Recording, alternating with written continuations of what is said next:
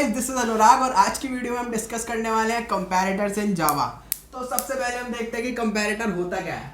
तो comparator basically एक interface होता है जो कि हम ऑब्जेक्ट सॉर्ट करने के लिए यूज करते हैं। मतलब जो हम कस्टम अपनी ऑब्जेक्ट्स बनाते हैं, जैसे कभी कभी हम स्टूडेंट क्लास बना लेते हैं, उसमें कुछ रोल नंबर दे देते हैं, कुछ नाम दे देते हैं, या फिर कोई और बना देते हैं, जैसे एम्प्लॉय क्लास बना लेते हैं हम। ठीक है, एम्प्लॉय क्लास की वेरियस डिटेल्स होती हैं, इसके अंदर वेरियस डेटा मेंबर्स होते हैं। तो इन टाइप की जो ऑब्जेक्ट क्लासेस होती है हमारी, इनको सॉर्ट करने के लिए हम बेसिकली कंपैरेटर यूज करते हैं। क्योंकि जो हमारा इनबिल्ट फंक्शन होता है, जैसे कलेक्शन डॉट सॉर्ट हो गया, कलेक्शन डॉट सॉर्ट हो गया, या फिर एरेज डॉट सॉर्ट हो गया। ठीक है, ये जो दो फंक्शन होते हैं ना, ये इंटीजर और बेसिक प्रिमिटिव डेटा टाइप्स पे काम कर जाते हैं। लेकिन जो हमारे यूजर डिफाइंड डेटा टाइप्स होते हैं, इनके लिए दे फेल। उनको क्योंकि उसका लॉजिक ही नहीं पता कि भाई नाम के हिसाब से सॉर्ट करूं, मैं उसे रोल नंबर के हिसाब से सॉर्ट करूं, कैसे सॉर्ट करूं। तो उसी प्रॉब्लम को सॉल्व करने के लिए बेसिकली हम कंपैरेटर इंटरफेस का यूज करते हैं। तो लेट्स सी कि ये सब काम होता कैसे है। ठीक है, तो पहले हम छोटा सा देख लेते हैं कि इंटरफेस क्या होता है।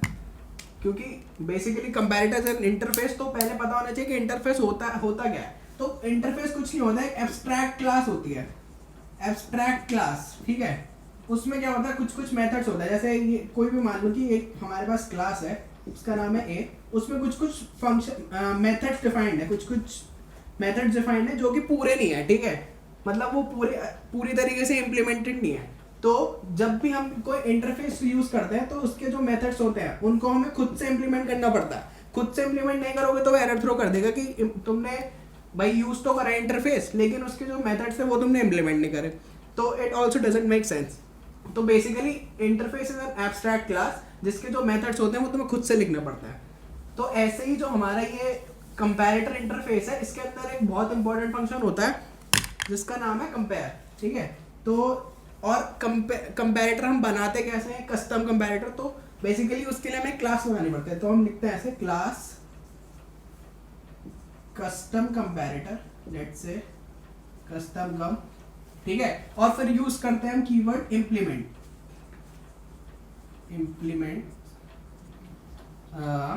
कंपैरेटर।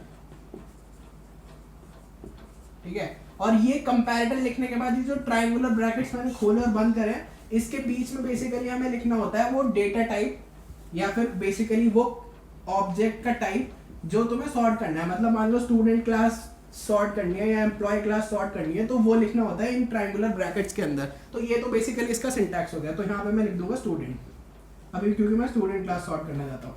उसके बाद कर्ली ब्रेसेस ओपन करेंगे और कर्ली ब्रेसेस क्लोज करेंगे। तो जैसे मैंने कहा था कि कंपैरेटर के अंदर जो भी एब्स्ट्रैक्ट फंक्शन होगा उसको हमें खुद से इंप्लीमेंट करना पड़ेगा। तो इसके अंदर जो फंक्शन होता है इंट कंपेयर, उसे हमें खुद से इंप्लीमेंट करना पड़ेगा। तो हम कैसे करेंगे, बेसिकली हम लिखेंगे पब्लिक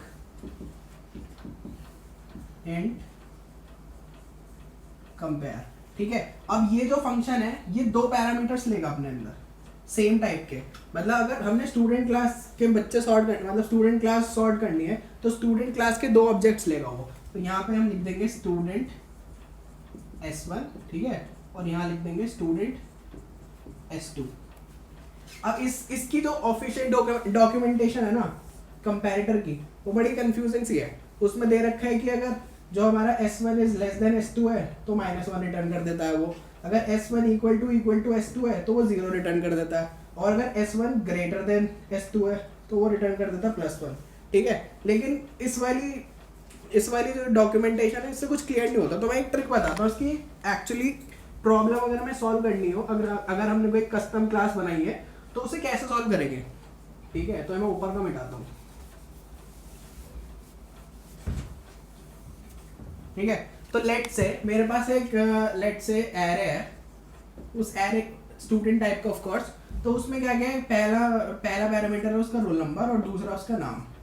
ठीक है, तो ये पहला एलिमेंट हो गया एरे का। दूसरा ले लिया मैंने लेट्स से 2 और DEF। ठीक है, और तीसरा लेट्स से हो गया 7, EFG।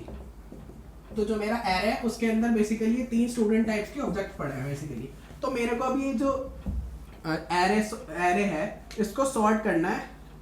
तो कैसे करूंगा, बेसिकली विल यूज कंपैरेटर। तो इसमें करना क्या होता है कि अगर तुम्हें एरे असेंडिंग ऑर्डर में सॉर्ट करना है, ठीक है, अगर ऐसे कुछ दिमाग नहीं लगाना, अगर एरे असेंडिंग ऑर्डर में सॉर्ट करना है ना, तो तुमने इस वाले फंक्शन में जो कंपेयर फंक्शन है उसमें पहले S1 डाला है, ठीक है, उसके बाद S2 डाला है। अगर तुम्हें असेंडिंग ऑर्डर में सॉर्ट करना है तो कुछ नहीं करना, return S1 dot roll number minus S2 dot roll number, ठीक है। This is when you have to do in ascending order. मैं यहाँ पे मैं लिख देता हूँ, ठीक है। अगर असेंडिंग में करना है तो S1 की वैल्यू जो भी है माइनस S2 की वैल्यू, ठीक है। और ये जो असेंडिंग वाला केसेस में इक्वल टू वाला अपने आप मतलब it would be taken care of automatically, ठीक है। तो अगर मैं ये यूज करता हूँ ना, ये वाली टेक्निक यूज करता हूँ कि मतलब जो पहले लिखा है और हमें असेंडिंग में चाहिए तो उसे पहले लिख दो, तो क्या होगा, बेसिकली मेरा एरे सॉर्ट हो जाएगा, पहले 2 वाला आ जाएगा, फिर 4 वाला आ जाएगा, फिर 7 वाला आ जाएगा, कोई दिमाग नहीं लगाना, ठीक है। और फिर सेकंड क्या है, अगर मान लो डिसेंडिंग ऑर्डर में सॉर्ट करने की, पहले 7 है, फिर 4 है, फिर 2 है, तो हम कुछ नहीं करेंगे, जो यहाँ पे सेकंड एलिमेंट है उसे पहले लिख देंगे, S2 dot roll number minus S1 dot roll number. तो अब जो हमारे एरे है ये डिसेंडिंग ऑर्डर में सॉर्ट हो जाएगा, पहले 7 वाला, फिर 4 वाला, फिर 2 वाला। तो इतना सही है कंपैरेटर। लेकिन अगर तुम गीक्स और गीक्स पे जाओगे, -1 0 1 के चक्कर में पड़ जाओगे ना, तो फंस जाओगे फालतू में, कोई फायदा नहीं है। तो इससे बचने के लिए जो तुमने यहाँ पहला पैरामीटर दिया है, अगर तुम असेंडिंग में चाहते हो, असेंडिंग मतलब पहले छोटा, ठीक है, तो S1 को यहाँ लिख दो पहले। अगर असेंडिंग में करना है, मैं यहाँ लिख देता हूँ, असेंडिंग में करना है तो return S1 dot roll number minus S2 dot roll number. और अगर डिसेंडिंग में करना है तो इसका उल्टा कर दो, बस जो यहाँ पे सेकंड नंबर पे उसे पहले पे लिख दो, role number minus S1 dot roll number, बस इतना करना है। अगर असेंडिंग में करना है, यूजुअली असेंडिंग में करते हैं हम लोग, तो जो जैसे है वैसे ही उतार दो। और अगर ऐसा नहीं है, डिसेंडिंग में करना है, तो S1 को यहाँ लिखो और S2 को लिखो यहाँ पे, बस इतना सा करना होता है कंपैरेटर में। Let's look into the code of the comparators in Java. तो या तो बेसिकली यहाँ पे मैंने कोड लिख दिया comparators in Java का। तो इसमें मैंने क्या किया है, इसमें मैंने एक स्टूडेंट टाइप की क्लास बनाई है पहले, और उस स्टूडेंट टाइप की क्लास में पहला डेटा मेंबर है रोल नंबर और दूसरा डेटा मेंबर है उसका नाम, मतलब स्ट्रिंग नेम। और यहाँ पे कंस्ट्रक्टर बना दिया मैंने जो सेट कर देता है रोल नंबर और नेम को। तो बेसिकली यहाँ पे 5 मैंने नए ऑब्जेक्ट्स बना दिए इस क्लास के। तो पहला ऑब्जेक्ट है, उसका रोल नंबर है 7 और वैल्यू है अनुराग। दूसरा है सेकंड आलोक, और फिर ऐसे ही बाकी के मतलब नेम और रैंडम रोल नंबर्स हैं। फिर यहाँ पे मैंने एरेज डॉट सॉर्ट यूज़ करा है, एरेज डॉट सॉर्ट यूज़ करा है in case of a normal array. अगर तुम एक नॉर्मल एरे यूज़ कर रहे हो तो एरेज डॉट सॉर्ट से काम हो जाएगा।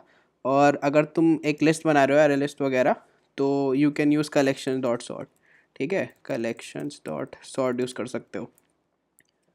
तो एरे डॉट सॉर्ट में पहला पैरामीटर एज हमने डिस्कस किया था, तो वो तो हमारे एरे का नाम ही है, तो ARR एरे का नाम है। और दूसरा जो है वो है न्यू कस्टम कंपैरेटर। तो अब ये कस्टम कंपैरेटर क्या है, तो अगर हम कस्टम कंपैरेटर के कोड पे देखें तो जैसा मैंने बोर्ड पे बताया था बिल्कुल सेम वैसा ही है। Class custom comparator implements comparator, और यहाँ हम अंदर पास कर देते हैं उस क्लास का नाम जिसके हमें ऑब्जेक्ट्स को सॉर्ट करना है बेसिकली। तो यहाँ पे पास कर दिया नाम, फिर ये पब्लिक एंड कंपेयर फंक्शन हमने इम्प्लीमेंट करा है। तो हम अभी क्या कर रहे हैं, अभी हम we are solving it in ascending order, ठीक है।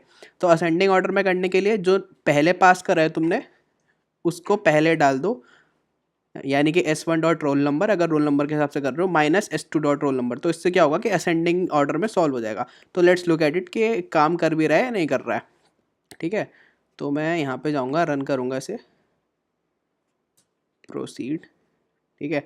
तो मेरी इनपुट किस ऑर्डर में थी, 7 2 17 4 9, और आउटपुट है 2 4 7 9 17। तो दैट मीन्स इट्स सॉर्टेड। तो इस तरीके से कंपैरेटर काम कर रहा है। अब एक और एग्जांपल लेते हैं, मतलब अगर मैंने कहा था कि अगर हमें डिसेंडिंग ऑर्डर में सॉर्ट करना है तो कुछ नहीं करना, जो दूसरे नंबर पे हमारा इसका पैरामीटर है उससे पहले दे दो, यानी S2, और जो पहले नंबर पे उसे दूसरे पे भेज दो, S1 डॉट रोल नंबर, ठीक है।